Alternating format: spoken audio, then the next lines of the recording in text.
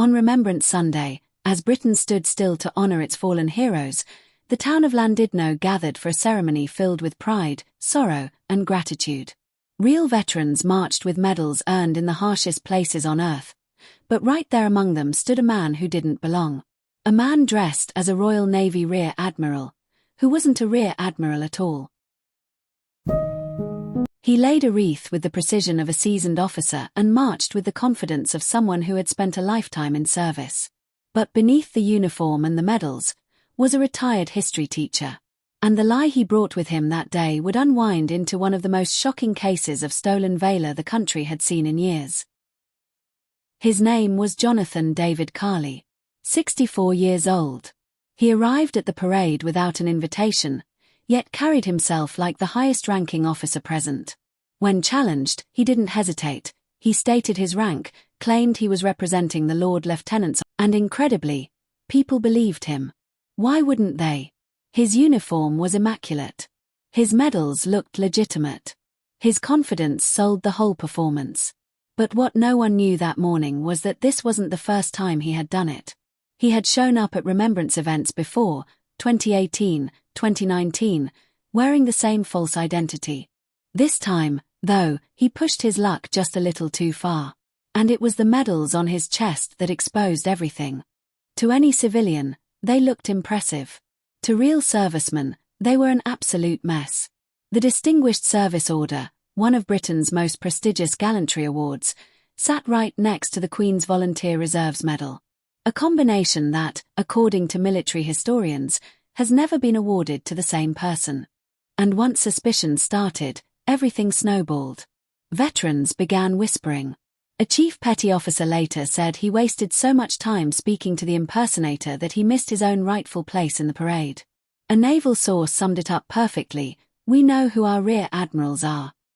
After the ceremony, reports were filed. The Ministry of Defence launched an investigation. And what they uncovered was staggering. Jonathan David Carley wasn't an admiral, or a captain, or even a sailor. He was a retired history teacher from Harlech. His real military record? A part-time role in a cadet force between 1991 and 1995 as a probationary second lieutenant.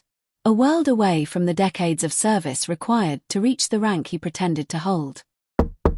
On November 14th, police showed up at his home. They searched the property and found the uniform, the medals, everything he used to build his fantasy. Carley was arrested and charged with the unlawful use of a military uniform, a criminal offence under UK law. The public reaction was explosive. Veterans groups called it a deep insult to anyone who ever served. The Royal Navy issued a statement calling the impersonation deeply insulting. And the community was left wondering why someone would do something like this.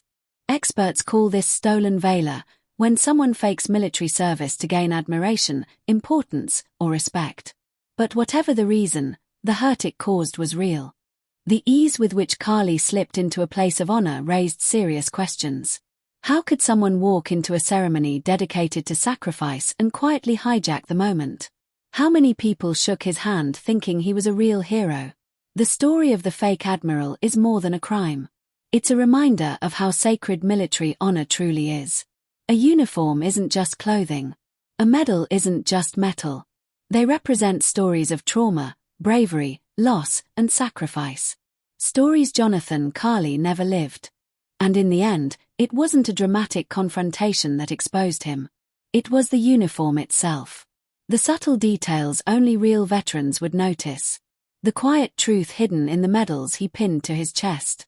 Honor has to be earned. It can't be stitched into a costume, or bought online, or borrowed for applause.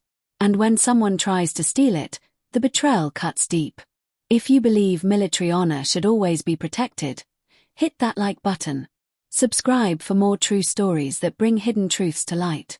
And tell us in the comments, what do you think is the right punishment for stolen valor?